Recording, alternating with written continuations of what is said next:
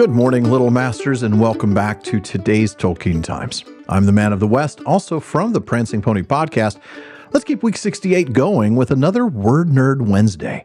Now, this series, I'm doing something a little different for Word Nerd Wednesdays. I'm choosing to unite all 8 weeks under a single theme, and in this case, it's the names of the Valar and Maiar, and maybe some more Valinorian stuff if time allows.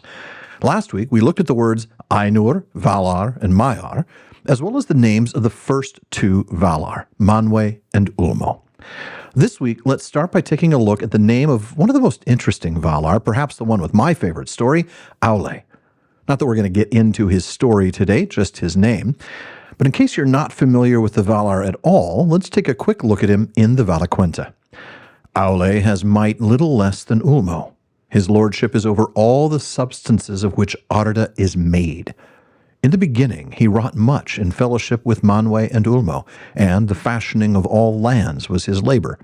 He is a smith and a master of all crafts, and he delights in works of skill, however small, as much as in the mighty building of old. So, he's the Vala of crafting and smithing. He's also married to Yavanna, who we'll talk about in 2 weeks. Later in the Silmarillion, we read about an epithet and another of his names. Speaking about the dwarves, for they say that Aulë the Maker, whom they call Mahal, cares for them, and gathers them to Mandos in halls set apart. And in Appendix F to The Lord of the Rings, Tolkien explains that we see a little of the dwarves' old character and power, in whose hearts still burns the ancient fire of Aulë the Smith. So we have Aulë, which means either the maker or the smith, and which is translated as Mahal in Khuzdul. Now, the name Aulë actually dates back to the very earliest of the Lost Tales. It was Aulë in early Quenya without the diacritic, translated as Smith in one of Tolkien's very early name lists. And in his Old English version, Auli's name gets translated as Craftfrea, which means craft lord. Later in Middle Quenya, Tolkien said it was connected to a Quenya word for invention. We also learned there that he was sometimes called Belagal, Great Aulë, or Barthan, World-Artificer.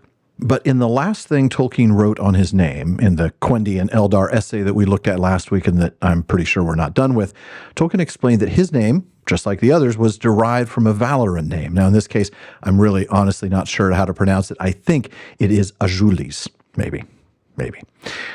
Let's move from the smith to the guy who the smith makes weapons for, the hunter. That would be Oromë, described in the Valaquenta as a mighty lord and more dreadful in anger than Tulkas. And we're going to talk about Tulkas next week. As for Oromë, we learned that he loved the lands of Middle-earth, and he left them unwillingly and came last to Valinor.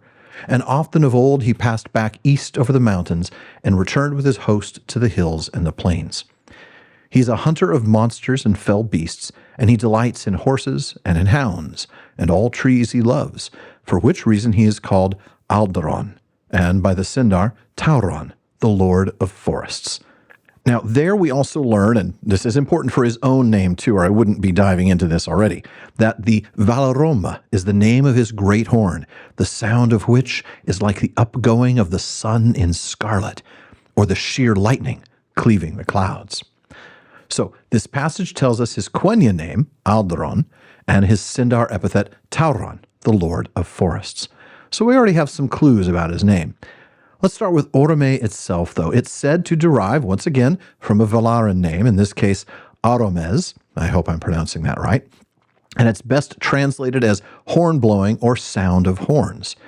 There's a Quenya root, rom, R-O-M, that means noise of horns. And Tolkien explains that the elves interpreted his name to mean horn-blowing or sound of horns because of his use of the great horn Valaroma. So that's why Valaroma had to be mentioned earlier. It's the same root, the R-O-M.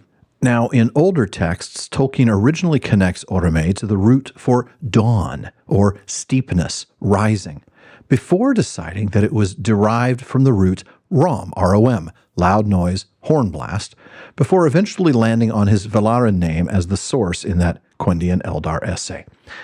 But we get another name for him in the appendices to The Lord of the Rings, specifically in Appendix A2, the House of Eorl, where we read about Eorl and Philaroth, the horse who was the sire of all the Miras, including Shadowfax. There we read that men said of them that Bema, whom the Eldar call Oromë, must have brought their sire from west over sea. Now, in where else? Words and Phrases in the Lord of the Rings in Parma El Dalameron 17, we read Tolkien saying, the Rohan Bema is of course derived from Anglo-Saxon Beme, a trumpet. And that sure fits. Now going back to Tauron, Lord of Forests, there are two earlier versions of this name. In early texts like the Lay of Lathian, and we've seen this there in First Age Fridays, he used the name Tavros. It meant chief wood fae, or the blue spirit of the woods.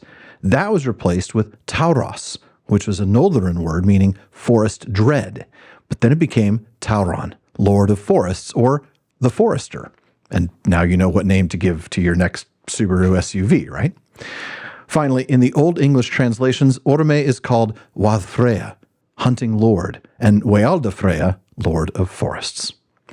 Now, we might have a minute or two left, but it's sure not enough time to get into the next of the Valar, the guy who's more commonly known by the place he lives, Mandos, whose name is really Namo. But more on that next week. And folks, that's it for today's Word Nerd Wednesday. Come back next week as we wander the wide, wild, wonderful world of words weekly on Wednesdays. And if there's a word you want to know more about, please let me know by emailing barnabin@theprancingponypodcast.com. Please visit patreon.com/TolkienTimes to learn how you can support the show, get an ad-free feed, a monthly hangout with me, bonus weekly episode, and more. And then join me again tomorrow on today's Tolkien Times for Third Age Thursday. If you're watching this on YouTube, please like and subscribe. Follow or subscribe in your podcast apps, and follow @Tolkien Times on all your social media. Finally, as Faramir says, go with the goodwill of all good men.